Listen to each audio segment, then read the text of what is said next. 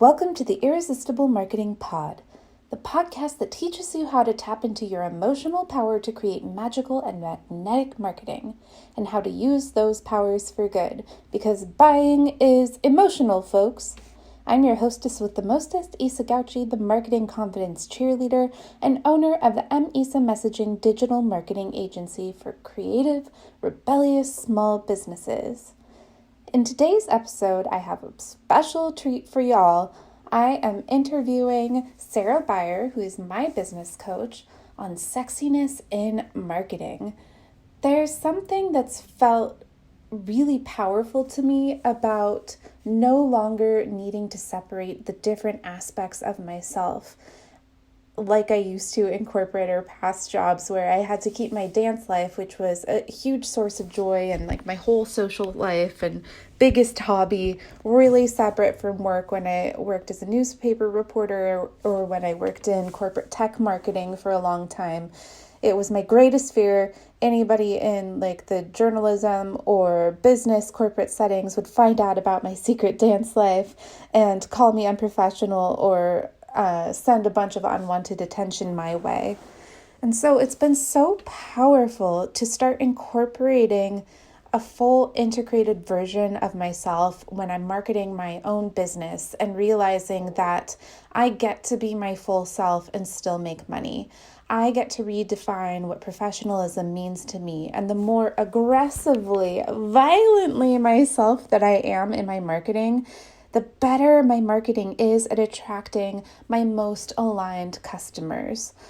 In reflecting with Cera during this conversation, realized that when I first opened my marketing agency and was hadn't really shed the notions that had been so ingrained in me that you can't be controversial and make money. You can't be controversial and be professional, and was still kind of keeping the different parts of myself separate. I was attracting aligned clients that had a very narrow definition of professionalism as well when I first opened my business, and I was having similar experiences to when I was doing corporate marketing and ultimately decided to leave because it felt so unaligned with my authentic self and my values and the creativity and the work that I found meaningful, and opened my own business. And it wasn't until I started being more aggressively myself in my marketing that I started getting really, really aligned clients, value-wise, clients who wanted to work with me because I am a queer Chicana woman and I know the lingo and I know what it's like to inhabit a marginalized identity in settings that weren't built for me, and how to speak to other people who have similar experiences to that. And so now if you go to my Instagram feed, you probably see me roller skating in booty shorts and pole dancing in some of my reels that are talking about marketing. And you know what? It certainly hasn't hurt my following, and it certainly has helped my bottom line, and not because I'm attracting a bunch of creepy, unwanted attention, but because the people that most need my voice, that most need my experiences, my perspective, and lived understanding of being in a marginalized identity, the people that most need that person to create their marketing content and strategy, the people that most need that perspective to help them navigate entrepreneurship and building a sustainable, lasting marketing strategy that's going to grow their business, those people now instantly recognize me when they stumble across my content, across my Instagram feed, and they wouldn't have instantly felt that kinship or recognition if I was, keeping my personal life so totally separate like I used to in corporate world. Like if I wasn't so aggressively queer in my marketing, if I wasn't pole dancing in my marketing, if I wasn't talking about how being BIPOC affects or throws some extra obstacles in your way when you're trying to make your own rules for running businesses and industries that have traditionally not valued your perspective. Like, it's because I'm so aggressively loud about that stuff and so open about it that my people are able to find me and recognize me and trust me to be the right person to help them. So, today I'm talking to Cera about sexiness in marketing because when I started allowing myself to be sexy in my marketing, I felt like that was really a turning point in understanding that now I'm being authentic in the way I'm marketing my business. Now I'm attracting the right people. Now I'm scaring away the wrong people by allowing people to see that this is who I am. This is the marketer you're choosing to work with or run away from. And Cera was really a big inspiration for me because when I was first opening my business, I felt like I was just drowning in all the uncertainty and all the new information. And I'd been recommended her as a business coach, but I still had a lot of deep skepticism about the coaching industry, and it was a pretty big investment for me when I first opened my business. So I wasn't sure if I was going to do it. Like, it sounded good. Her messaging was on point. I was like, she's saying she offers all of these things that I need, all this like know-how for entrepreneurship and emotional support, and I need that, but I don't know, this is a real big investment. And then she posted this amazing reel where she's just dancing, she's twerking like the badass she is, and she's talking about how she's been at this for a minute, and even back before she was wildly successful and very financially secure, she was dancing like this in her marketing, and at one point in her career she got some pushback from that, and just the way she handled that pushback was so empowering. It was a response that never would have occurred to me at that time.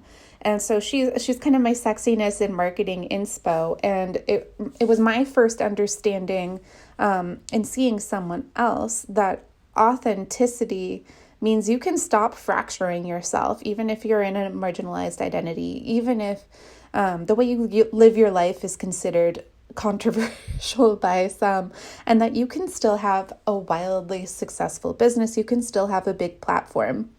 And so I wanted to bring her on to talk about sexiness in marketing and her approach to it and how she talks about it with her clients. And I think it's such a great conversation. And so without further ado, I'm going to let you hear it. Welcome, Cera Byer. I'm so excited to talk with you about sexiness in marketing because you are actually my sexy marketing inspiration. Would you like to introduce yourself for the peoples? Oh my gosh. Hi, I'm Cera Byer and I'm a sexy marketing inspiration. I had no idea. I love that. That's high praise. I'm really excited to hear that. I am also the owner of Intuitive Edge Coaching. I'm a life and business coach for artists, creatives, and healers. And I'm a dancer and a choreographer and a teacher of creative process, which is what I was doing for 20 years before I was coaching. So that's where a lot of my, I guess, sexiness in marketing comes from, is just being a dancer and sharing that in my marketing for my coaching business. So before Cera agreed to come on, I'd emailed her that, oh my gosh, her cat.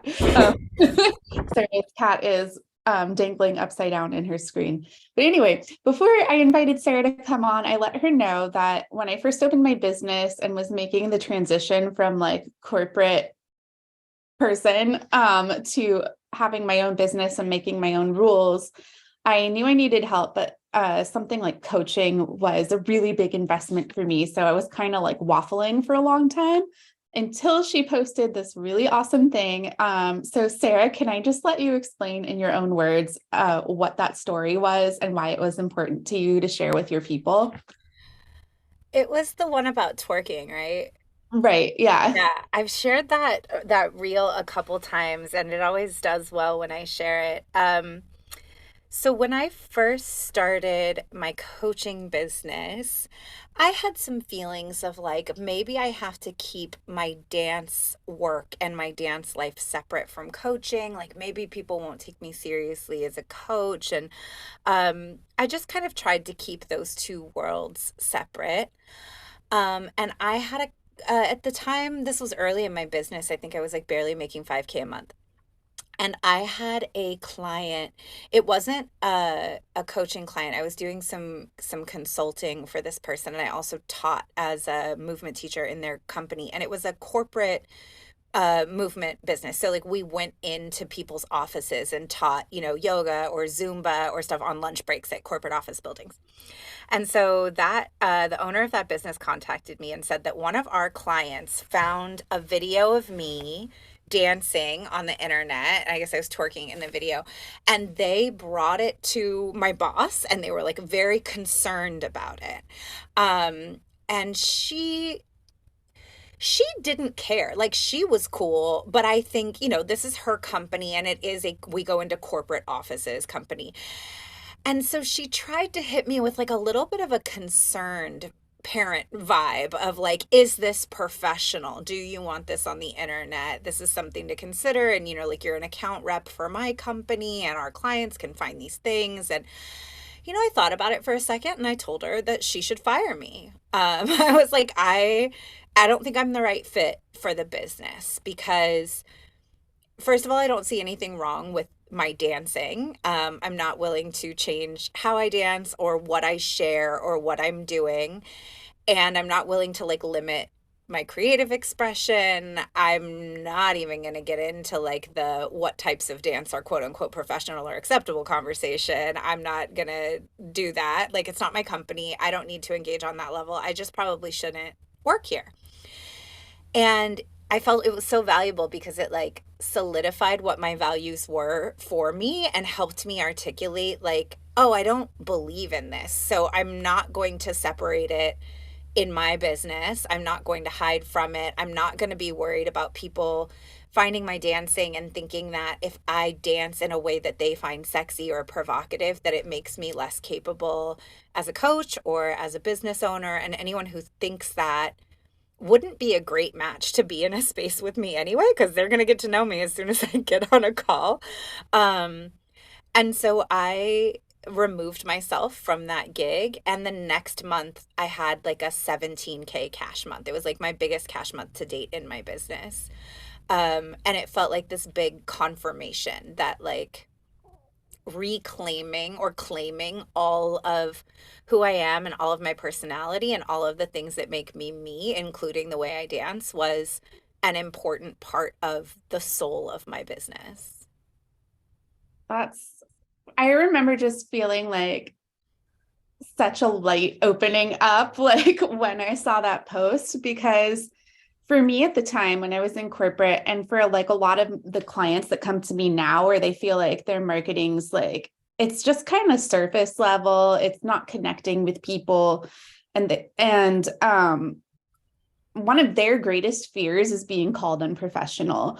And there's just so much shame associated with that word, especially if you're someone who is like a person of color or queer, and like a lot of aspects of who you are as a person are, you're told over and over again that they're unprofessional. So I find like a lot of people have like a lot of shame associated with the word professional. Did you have to come on a personal journey for redefining professionalism for yourself to get to that point at all? Or do you find you have to help your clients do that sometimes?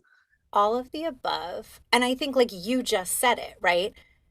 People of color, queer folks, people in larger bodies, disabled people, um, we are, as a queer, I'm a queer Jewish person, like a queer femme Jewish person in a larger body, people who have the word unprofessional leveled at us, and it's usually code for something else.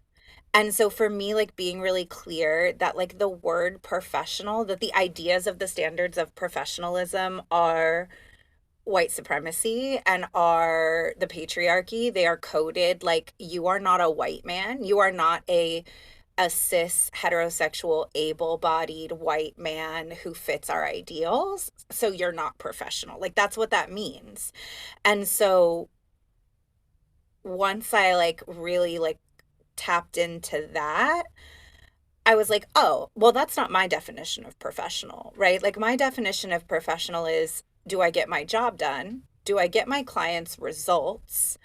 Um, do I show up when I say I'm going to show up? Do I deliver the things I say I'm going to deliver? Do I do my job with integrity? So to me, like if all of those conditions are happening, then it's professional. And like what I look like, can we cuss on this podcast?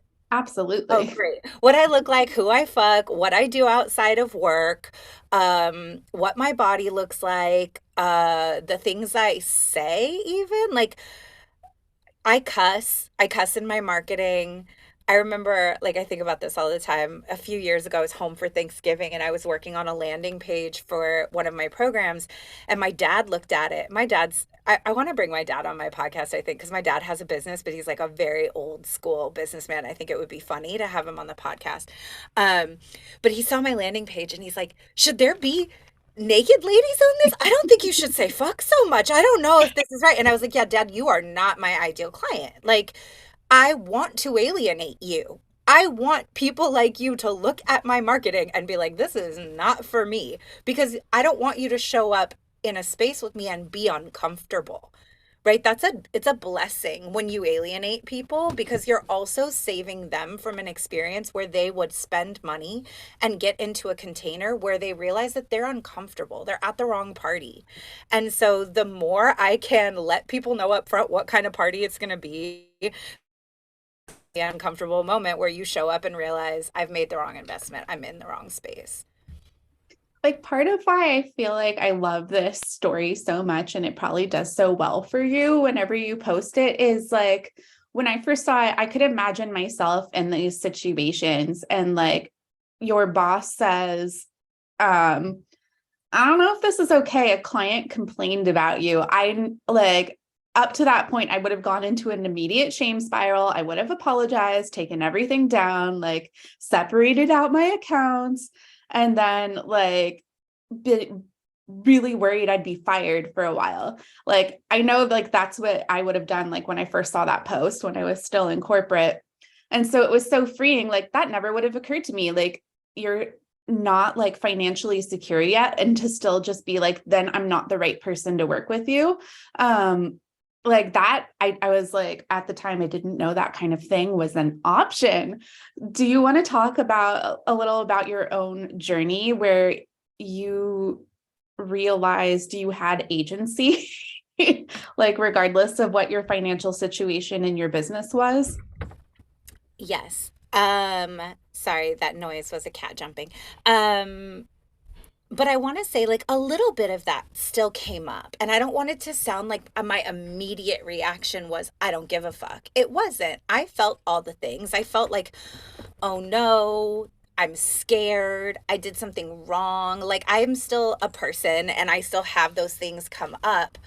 But what I think part of my journey and where I was in my journey at that point was becoming more and more finely attuned to the feelings of contrast in my own body. So I felt both like, oh no, that's scary. I'm quote unquote in trouble. And then I also felt, wait, that's not fair.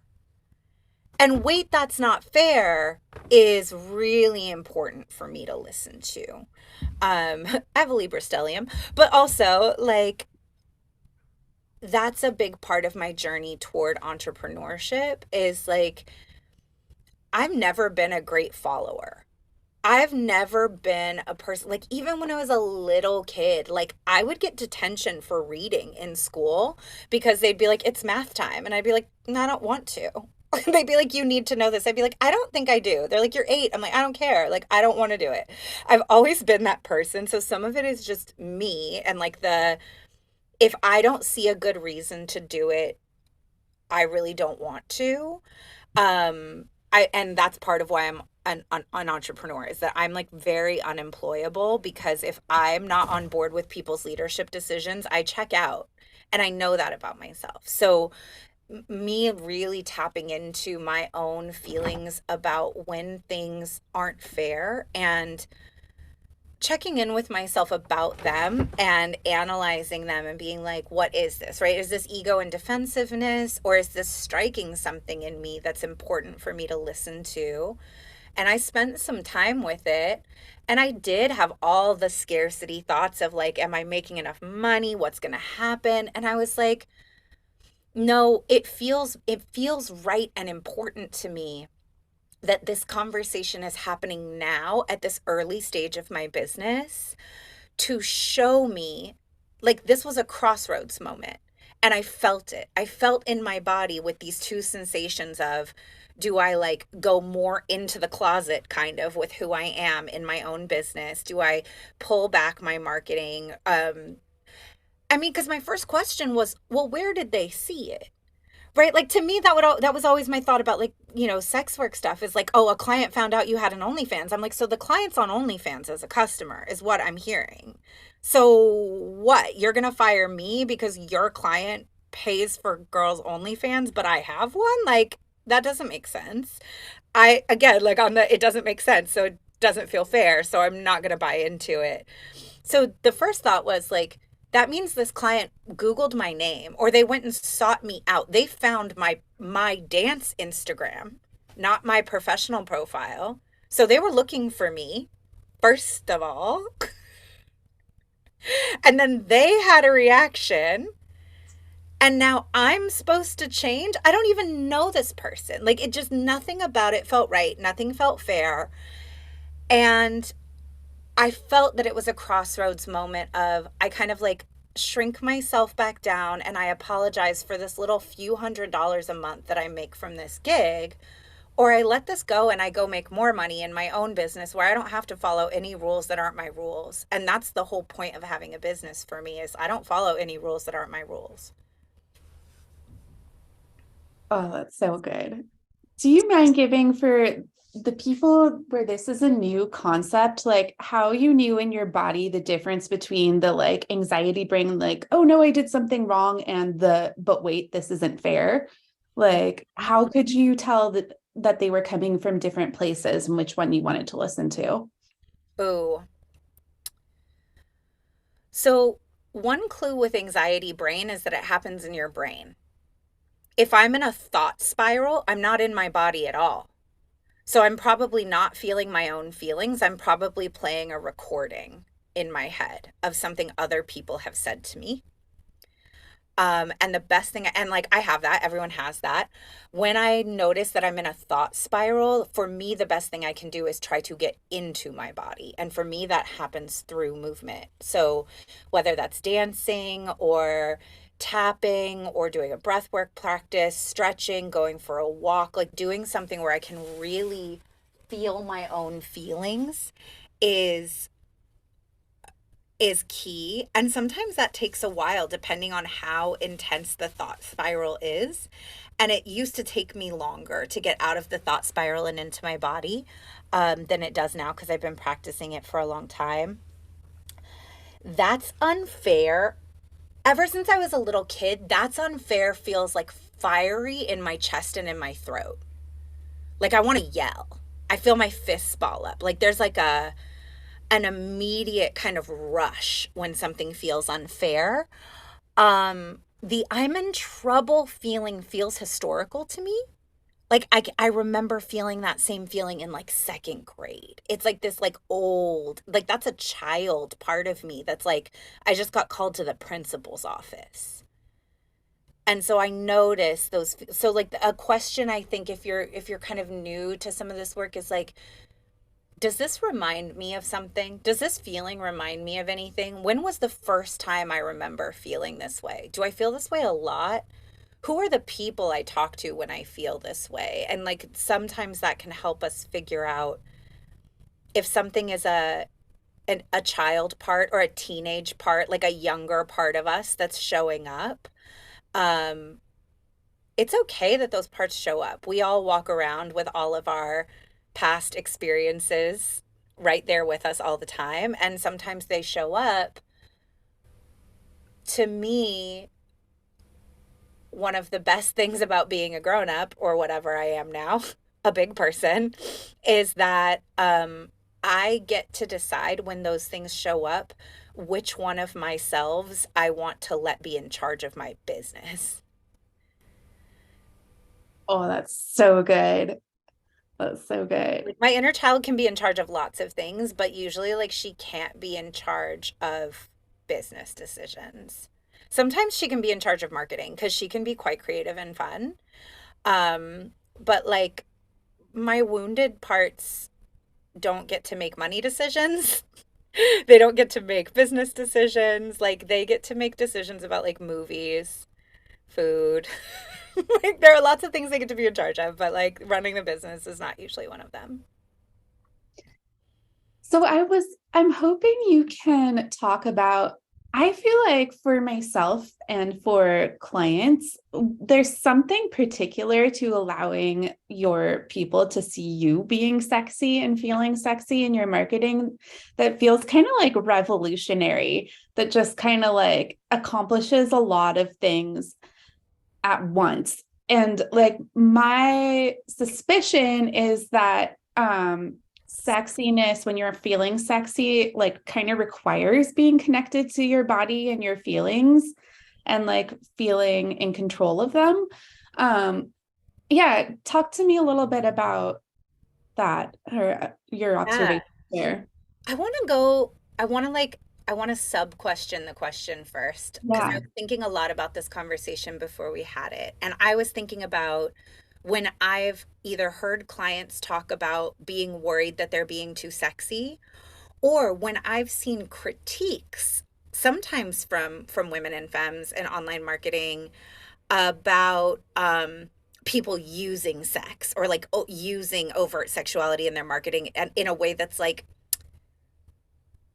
I've seen some call outs of personal development marketing and coaching marketing and stuff like that where it's like you're like it's accusing the owner of the account or the marketer of quote unquote using sexuality in a way that seems coercive or manipulative, right? Like that, like you're using sex to sell kind of accusations.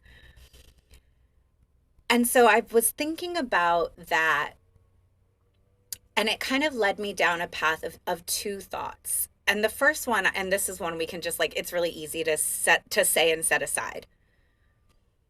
There's a question of authenticity that's at play. So if you are doing something that's not authentic to you and your personality with the intention of like, oh, I'm going to manipulate people into buying from me by showing my titties, that's different. It's also what's used by big coercive marketing, right? Like when we think of like, what's it called? Objective correlatives, right? Like I'm going to sell this beer by showing half naked girls in the hopes that I will subconsciously plant in the mind of dudes who like beer and hot girls that if they buy this beer, they will be somehow connected to the essence of hot girl. That's sleazy.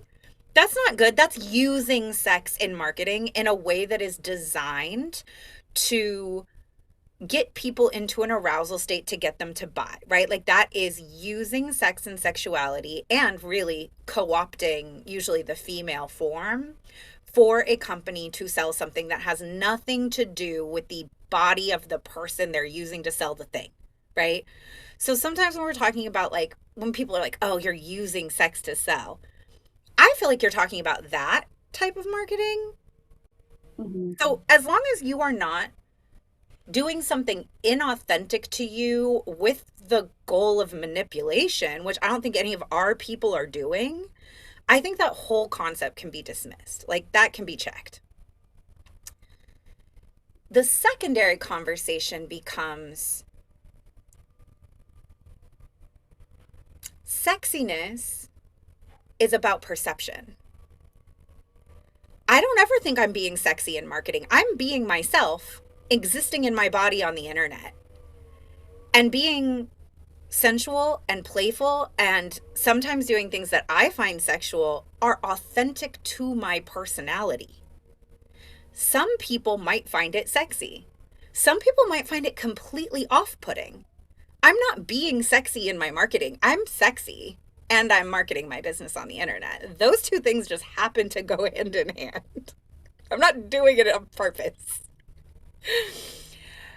So it kind of like led me to thoughts about like, you remember a while ago, this comes up every now and then. Like you'll see like a weather person from TV, or like an elementary school teacher is suddenly like going viral on Twitter because the school district has decided that she's overtly sexual, right? There'll be something that's like, would you want your kindergartner showing up to school and this is their teacher? And it's usually a beautiful, very curvaceous woman. Frequently, it's a beautiful, curvaceous woman of color.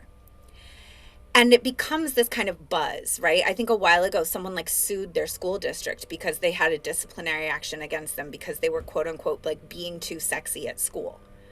And then I look at pictures of this woman and she's wearing a completely professional outfit on a body type that our society hypersexualizes.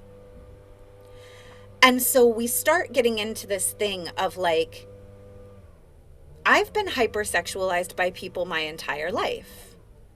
I've also grown up in this world where when women, when those socialized as female, when those perceived as female in society receive unwanted sexual attention and we say something about it, it's usually turned back around onto us of like, you shouldn't have dressed that way. You shouldn't have worn that thing. You shouldn't have been dancing like that. Like, right? Like we are hypersexualized and then it's made our fault and our problem.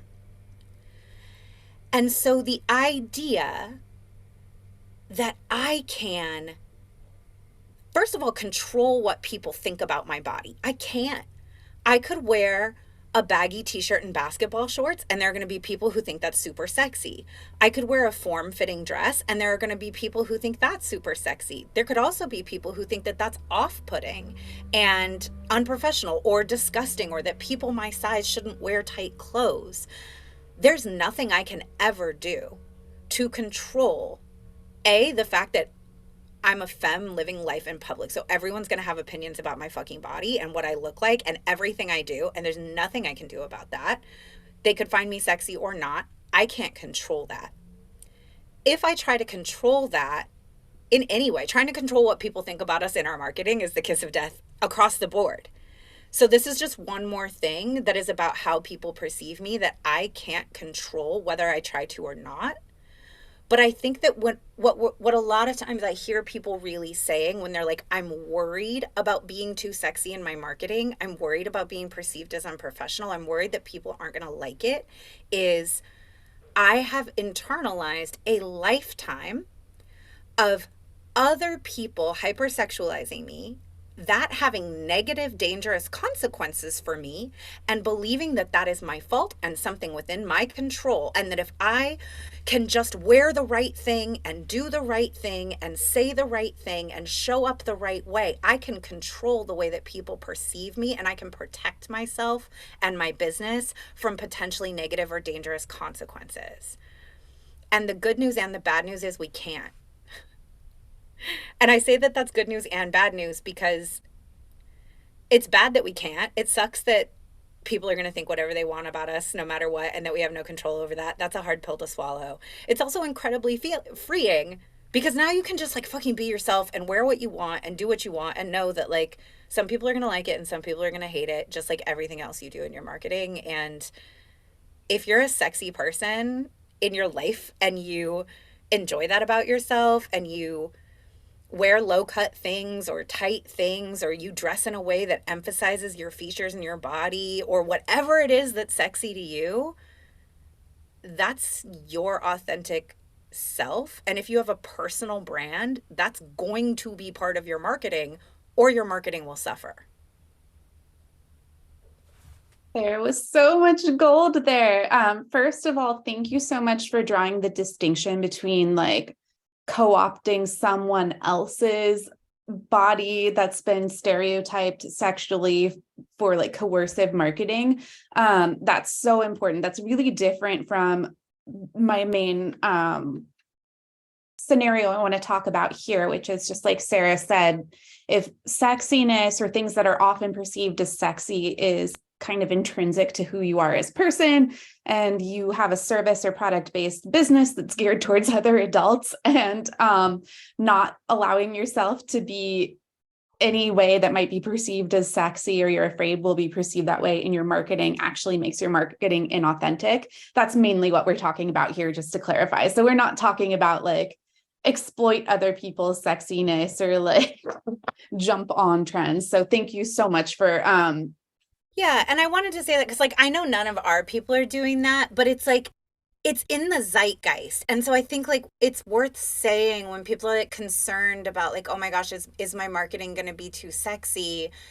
Underneath that, there is like a concern about coercive tactics, I think. And those are well founded. Like, none of us want to be coercive in our marketing.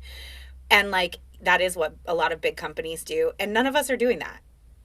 yeah, I think that also might be like if you're a person that's had to deal with a lot of harassment in the workplace, which I was in corporate in the newspaper, I was facing so much daily harassment that when dance was such a huge part of my life, there was absolutely 0% of me that wanted any of my coworkers, anybody I dealt with on the job to see me in that way because I was already fielding so much harassment. So it was really scary for me to like try to integrate all the parts of myself when I opened my own business, even though I knew like my aligned customers for this business are going to be like are probably not going to be cis men that are going to hit on women in the workplace. Like that's not my people. And that the more I was sexy overtly in my marketing, because that's part of who I am as a person, I pole dance, I like do all kinds of things. um like I actually noticed more women started being interested in working with me. Like there were less like cis hetero men that were like knocking at my door for marketing help. And it was more women started feeling safe with me. And also the harassment in the DMs went down, interestingly. And so I think there's like part of the fear of like letting yourself be sexy in the marketing might be like environmentally conditioned because you're so used to getting harassed in the workplace, you're and so used to being blamed for it that you're like, what if I'm just inviting it? But there's something so powerful of just being like, no, this is mine. That makes it, I don't even know, like other people feel less like they can take it from you. I think that that's true. And I also think that like people are really savvy, right? Um, People on the internet, people on social media, we all consume lots and lots and lots of content, and people are pretty savvy. And there are subtle coding things that people pick up on that they don't know that they are picking up on in terms of what's for them and what's not for them. There is a different vibe between the accounts of like hot girls who have a predominantly male following and hot girls who have a predominantly female following, right? So it's like you pole dancing and skating on your page with captions and like text overlays that are about self-ownership, that are about self-improvement, that are about like your inner musings about the world and like what you're thinking about and how these things connect. It makes the account read more as technically as like a body positivity and personal liberation brand. And so the dudes who have like a Finsta that's just full of hot girls they follow, they're like, I'm not interested in this. I don't want to hear what you think about stuff. I just want to like look at pictures of hot girls on my Instagram, which I get. Like there, I'm not knocking having a Finsta full of hot girls. Like I may or may not have one. Um, but like my my dance account has like 8,000 followers on it. And I would say like 85% of the followers on that account are women, and many of them women in the like 30 to 45 age bracket.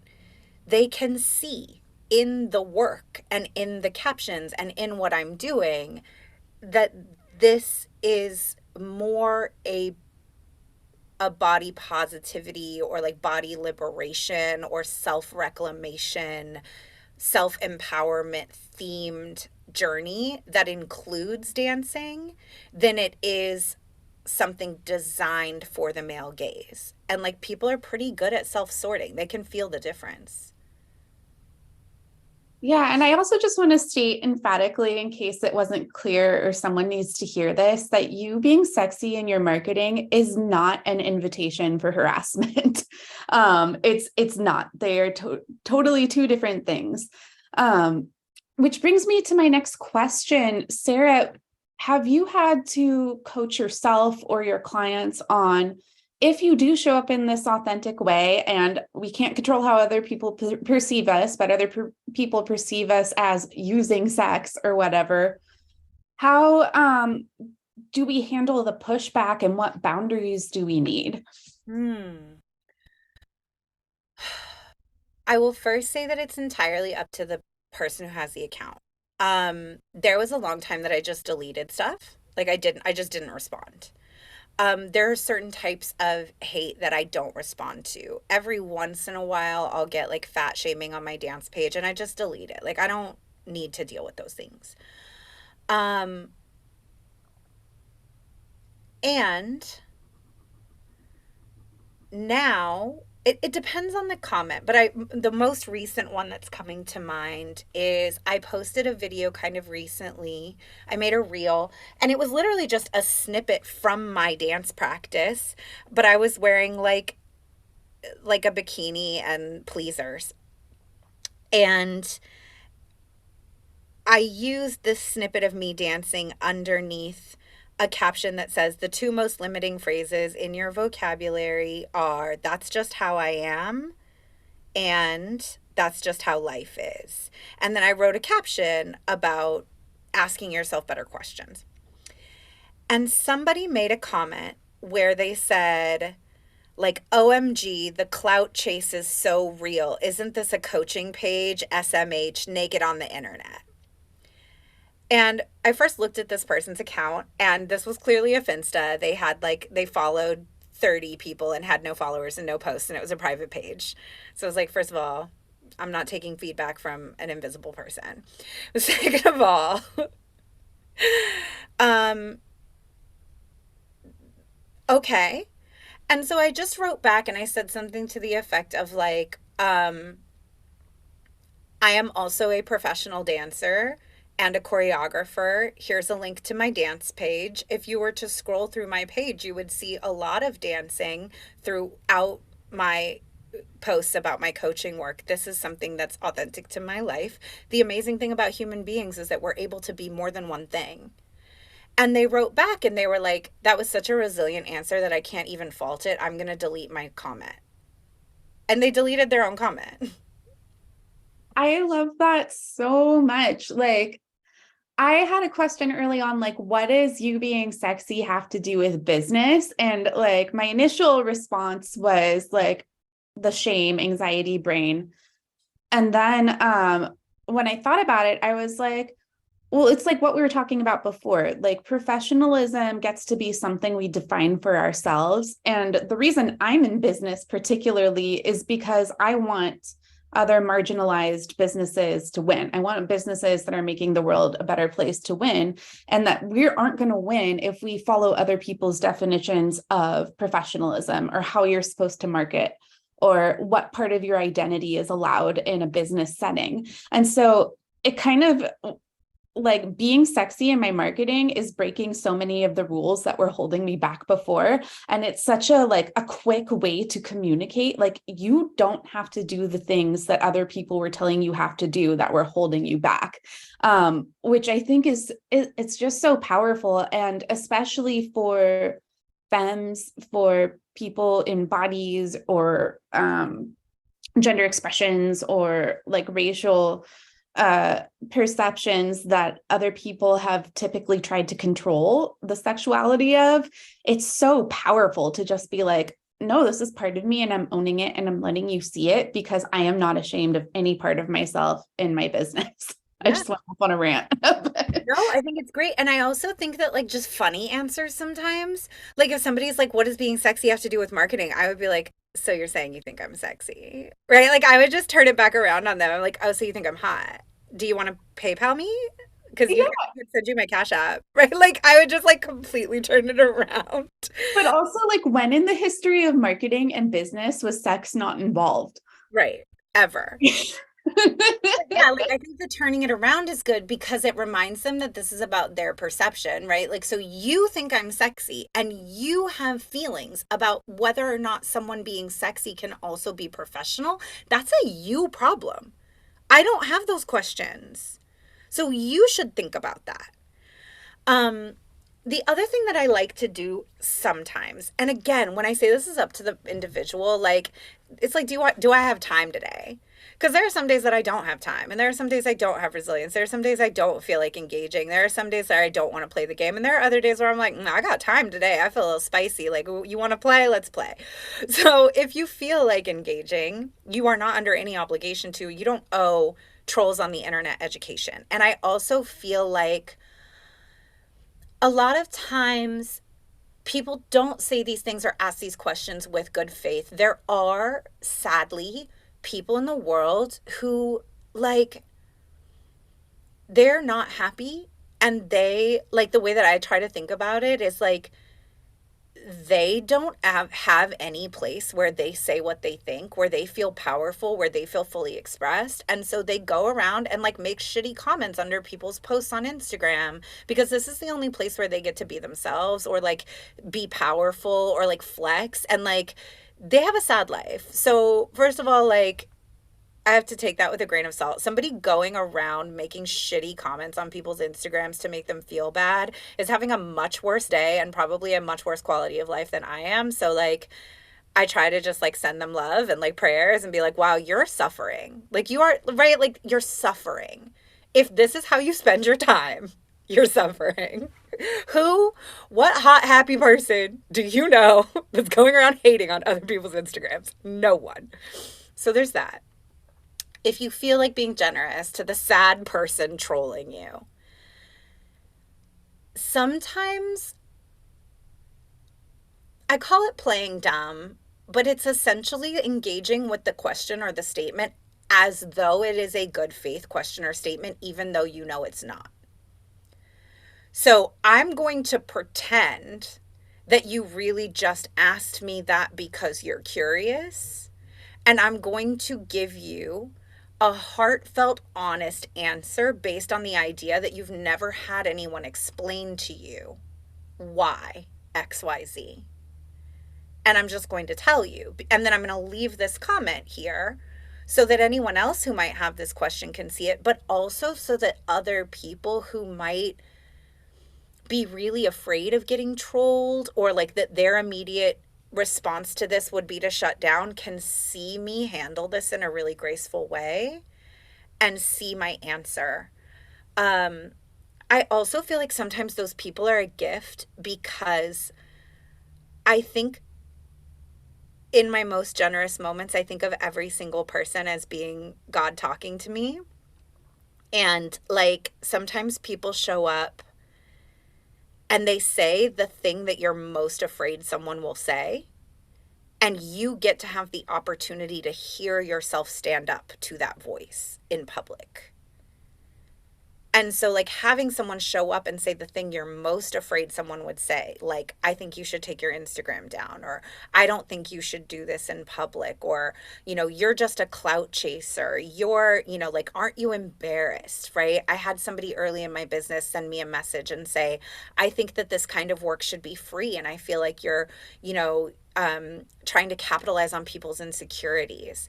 And I was like, oh, wow, this person just showed up and said the biggest thing I'm afraid someone will think when they see my prices. And now I get to sit here and have a conversation with them and give them all of this love and engage with this conversation as though this is a good faith conversation, even though, like, I'm smart enough to know it's not. And I can feel the part of my ego that wants to cuss them out.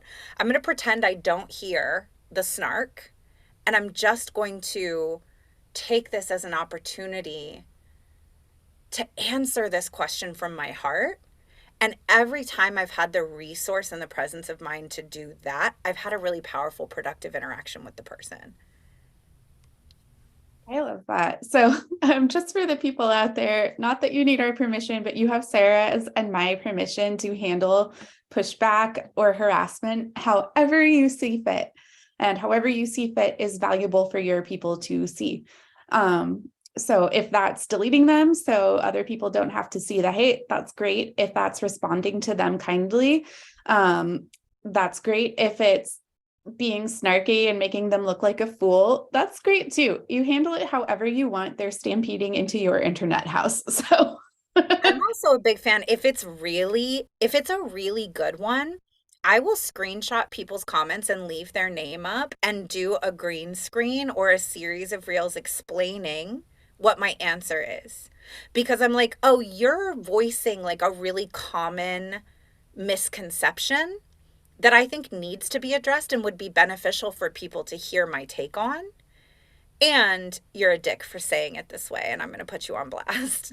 And this is my space, right? Like, you came to my house, knocked on my door, and when I answered, you dropped this information off here with your name attached to it. That is not my fault. Like, I don't white anybody's name out. You said this publicly, so it gets to be public domain now. If I make content out of your snarky comment, you set yourself up for that. Like, I have I have also, I mean, it depends on how bad it is. I have gotten in contact with people's mothers and sent their mother screenshots. Because sometimes they're very young. Like when I've gotten like kind of aggressive hate from young men, I'm like, you're on Facebook, connected to your whole family.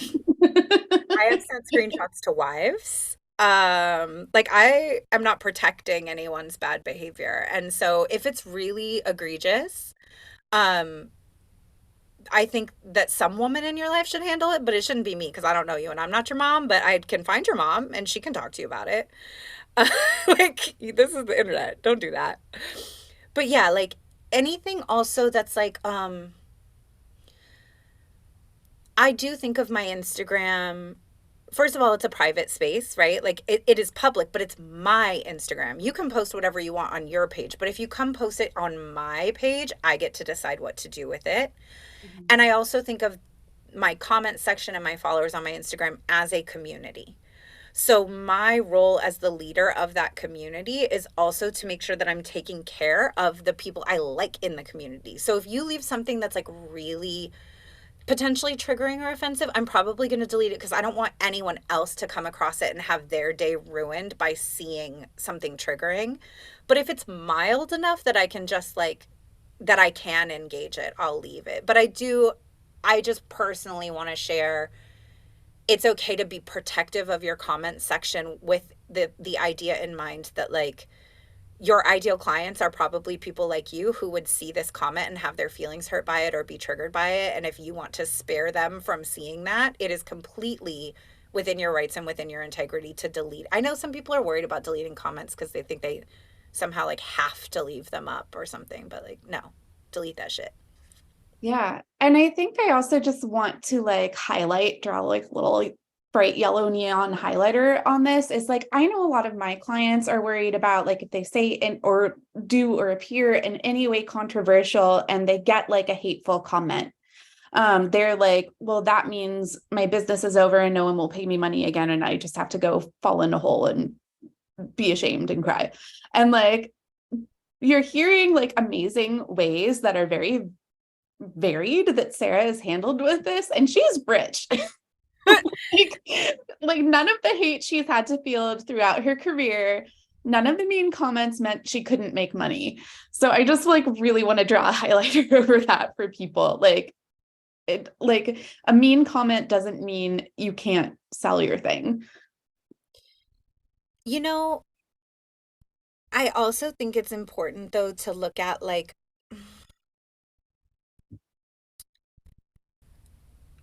the desire to not be harmful and the fear of like cancellation that are kind of tied up in that.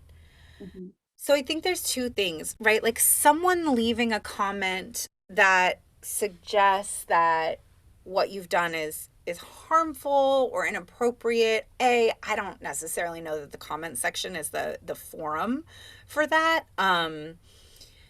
But how you choose to engage with that is a little different than how you choose to engage with someone like coming out and just straight hating on you or like being hypercritical, or someone who is clearly not your target client who doesn't get it, like those people are not going to negatively impact your business because they weren't going to buy from you in the first place. So I think like there's like kind of clarifying the who is important, right? I don't take advice from people whose life I don't covet. That's such a good point. I think like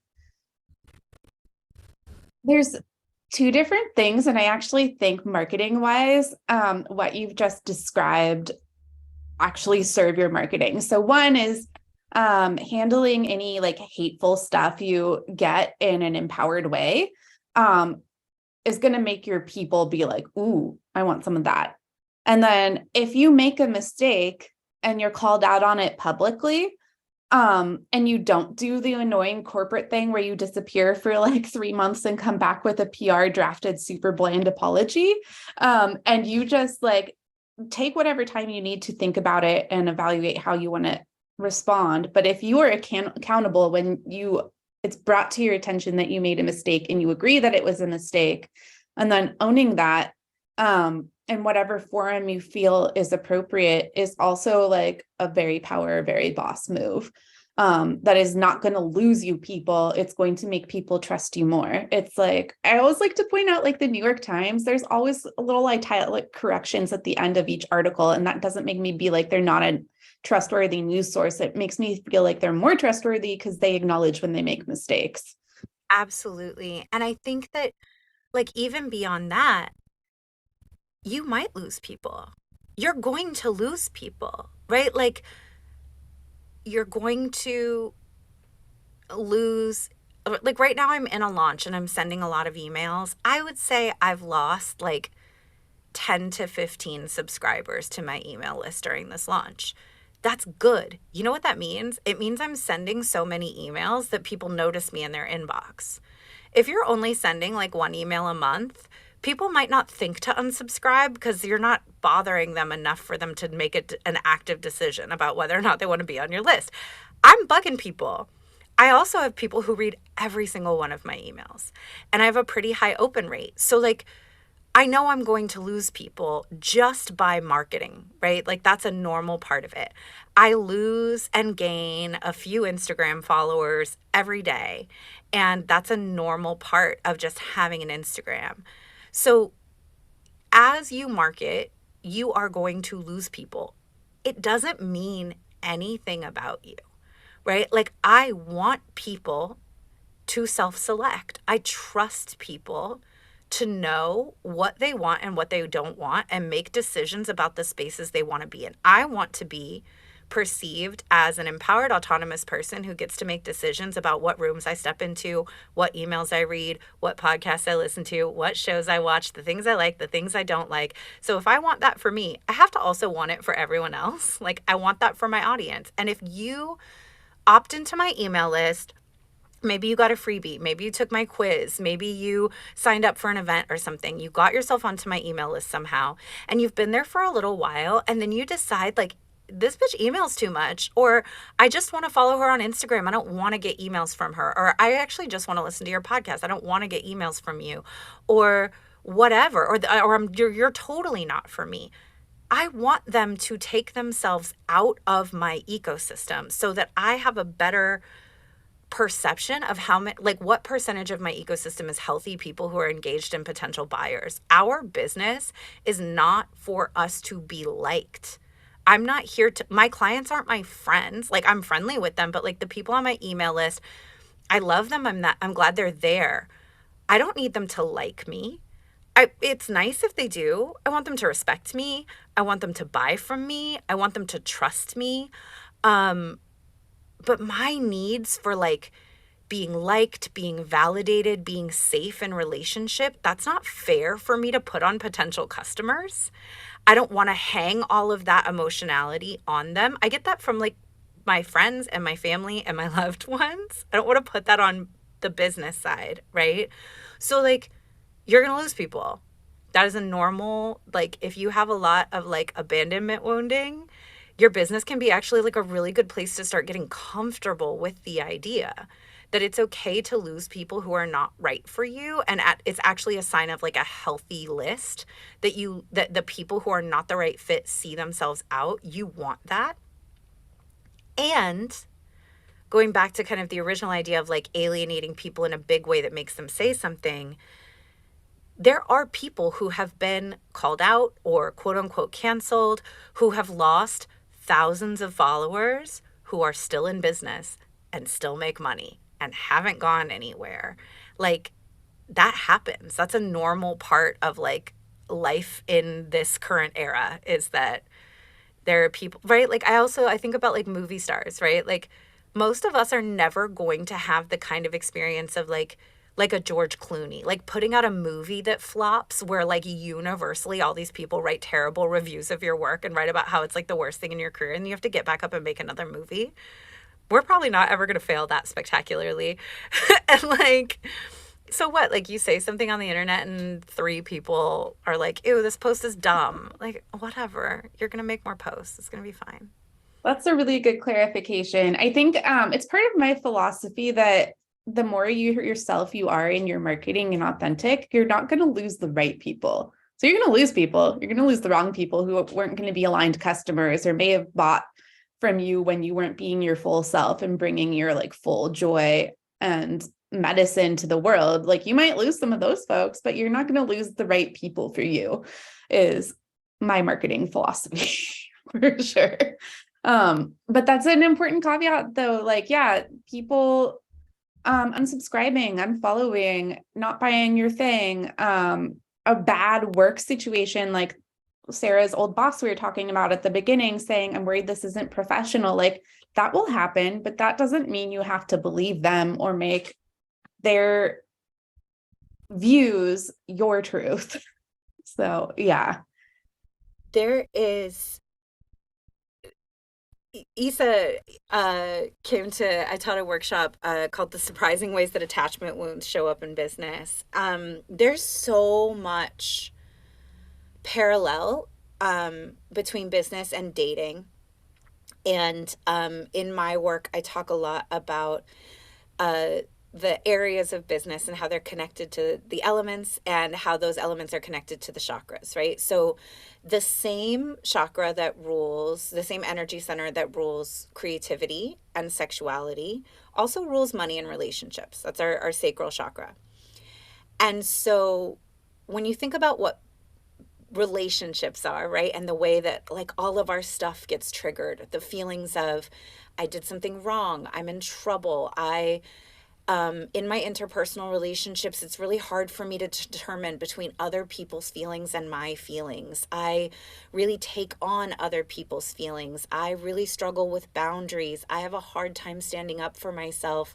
You know, if somebody tells me that I did something that hurt them, I go into like spirals of guilt. I really struggle with feeling my feelings. I have a lot of avoidance. I have a lot of shutdown. I have a lot of interpersonal anxiety, right? You have that in your interpersonal relationships. What is business? Business is relationships with lots and lots and lots and lots of people. It's the same thing on a bigger scale. And so if you are struggling with those things in your interpersonal life, they are going to show up in your business. They're going to show up in the way that you handle comments on the internet. They're going to show up in conversations with customers. Those are just people. You're going to have all the same issues you have with other people, with people that you relate to in business. Like, our bodies cannot tell the difference. So you have an opportunity in that. It doesn't mean you're bad at business, and it doesn't mean you're not cut out for business, but your business will be a mirror for you that shows you the ways that you feel insecure, the ways that you take on other people's emotions, the ways that you struggle with standing up for yourself, the ways that you defer, the ways you don't set boundary. Your business will show you all of those things, and then you get to make decisions about what kind of personal development work you want to step into in order to grow into being who you need to be to run your business. I've grown so much so that I can be the person my business needed me to be. I'm not the person I was when I started this business. I wouldn't have been able to do this work I know where I'm growing to, and I'm still a little scared of the size I'm growing to, like where I see it going. But I also look at myself and the size my business is at now from where I started, and I know I hadn't done enough personal development work to serve as many people as I'm serving now because I didn't have good enough boundaries. I didn't have a clear enough sense of like what's mine and what's not mine, and how to take care of myself when I feel triggered and activated, and how not to make my hurt feelings other people's responsibility, and how to not hang my needs for approval and validation on like my marketing and on my business. There's like ongoing healing that will probably have to be done for all of us to share our sacred work, to own ourselves wholeheartedly in public, right? Like that's what business is for most of us. We are sharing our sacred work that feels like part of ourselves. And the vehicle for that sharing is our actual physical body. So, like every single insecurity you've ever had, go put it on the internet and you shouldn't have any feelings about it. Good luck. What? And then charge money for it. Yeah, I think that just made me realize too, like our businesses are not constant, like they evolve with us. So, like for my case, when I was still like kind of shedding my corporate conditioning, my aligned client when I started my business is really different from my aligned client now. And like my aligned client would have been freaked out to see me pole dancing on my Instagram, like when I first opened my business. And now like my aligned clients have pole dancing studios. Right. Well, I was gonna say that there's a lot of sexy bitches with businesses out here, right? Like if you show that you dance, like once I showed dance more, I got way more dance clients. I also have like, people who own pole studios, people who have OnlyFans, people who have stuff like that. Like there's a whole area of business that I know how to serve because I'm in those areas as a consumer. And I wouldn't be getting those clients if I hid that part of myself. And those clients wouldn't get to have the experience of working with someone who knows their industry. You're so right. And I've had several businesses, like whether they're like BIPOC oriented or like queer trans issue, that have like went with like a mainstream, super professional, like I'm checking all the boxes, and like had to fire and stop working with those people because they don't know the language. They don't know how to relate to their people.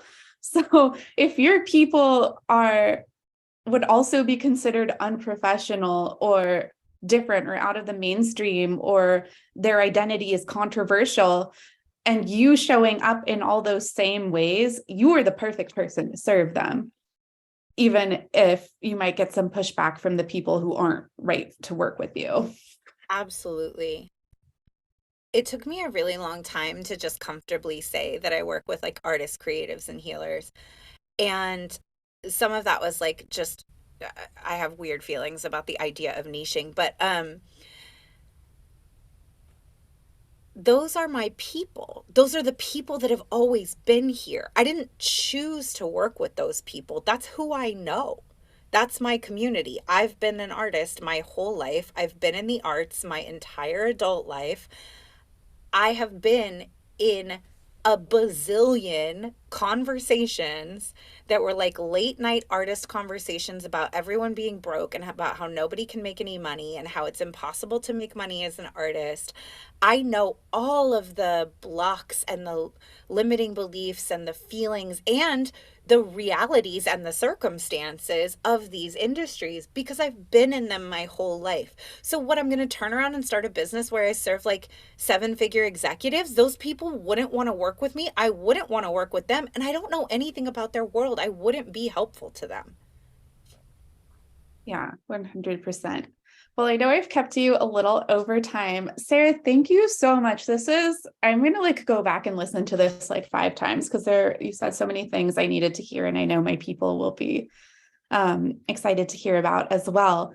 Before I let you go, is there anything you want to plug? Do you want to tell people where they can find you on the internet? Yes. Well, thank you so much for having me. This was so fun. I loved it. I loved talking about this. I hope that people enjoy it. If you liked this and you want to find me, I'm on Instagram just at Intuitive Edge Coaching. That's the name of my business. If you want to see my dance account because you're curious, it's Cera Go Hella Hard, Cera Go Hella Hard, all one word. Yes, I'm from Oakland. Um, the Elemental Entrepreneurship Coven, which Isa is a member of, which is my business coaching community and membership and group coaching container, kind of all rolled into one. We are opening our doors again. We open our doors twice a year. So we're opening our doors again on the winter solstice on December 21st. And if you want help with everything to do with building a business, I would love to help you build your business. And I know like you can come hang out with me and Isa in the coven, and it's super fun in there. So if you follow me on Instagram, all of the info for that will be dropped pretty soon, and I can send Isa a link for the waitlist, but that's going to be happening really soon. So I'd love to see people in there. Yes, and check out the show notes for links to any of this. I'll have them included as well.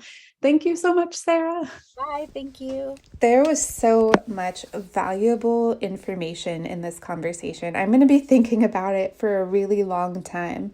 And actually, over the course of this conversation and how much Cera helpfully pointed out nuances and how much context matters, I realized that this is a broader conversation that can happen in one conversation. And being the sexy beast that I am, I want to delve into it further. So I am going to start bringing on additional guest experts to talk more about the nuances of being sexy in your marketing. If there is an aspect of this giant, broad, fascinating topic that you would like to hear covered in the Irresistible Marketing Pod, please send me an email with your suggestions. If you have someone you want me to interview, if you have a topic you want me to cover, you can reach me at isa@misamessaging.com. That's isa@messaging.com, and I'll link that in the show notes. I also want to let you know if listening to this conversation just like opened up so many doors in your mind and your heart, and you're like, I didn't know you could do marketing that way. I didn't know you could have this level of freedom and empowerment in your marketing, and you can make it fun and you can make it interesting and exciting. And I want more of that. I want the support to do that. I want my mind blasted open like this over and over again, and to just infuse my business with this fire, with this passion, and attract my aligned customers by being aggressively me. Please head to the Isa Messaging website, again linked in the show notes, and sign up for my Season of Support program, where you get 12 weekly one-on-one sessions with me where we just vanquish all of your marketing blocks. If you're not sure about marketing strategy, we'll figure it out. If you're not sure about how to be found on the internet, we'll figure it out. If you are running into roadblocks for tactically writing your sales page, figuring out what to say on your social media, we will figure it out. If you're having an emotional stumbling block like imposter syndrome, self-doubt, not understanding how long marketing should take and what it means about you, we will sort it out. There is no homework ever. The homework is always just to do the thing in your business and to rock on. There is a private Facebook group where you can ask questions and get support in between sessions, so you're never on your own in those dark moments of owning a business. You also get snail mail presents and free access to my events and digital copies of the beloved Marketing Confidence Cheerleader workbooks while you are in your season of support. And if you check out before December 15th, I'm not even joking, you get free website work from me, a seasoned copywriter, website optimization specialist, and SEO doer. So you have your choice.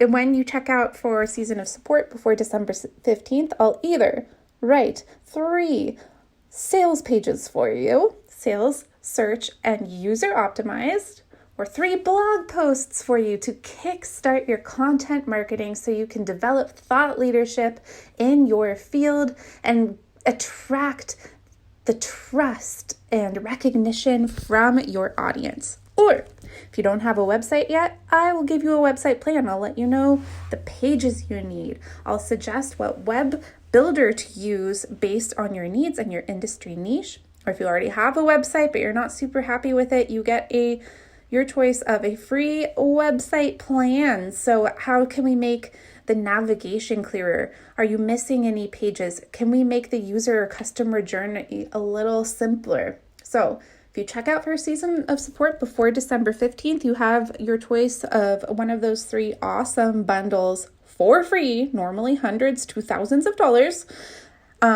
if you check out before the 15th. So again, that is your choice of a 3 sales page copywriting package or 3 blog post package or a website plan. So link is in the show notes for a season of support. I would love to have you in my program. Happy marketing. Use your messaging magic for good, y'all. Okay,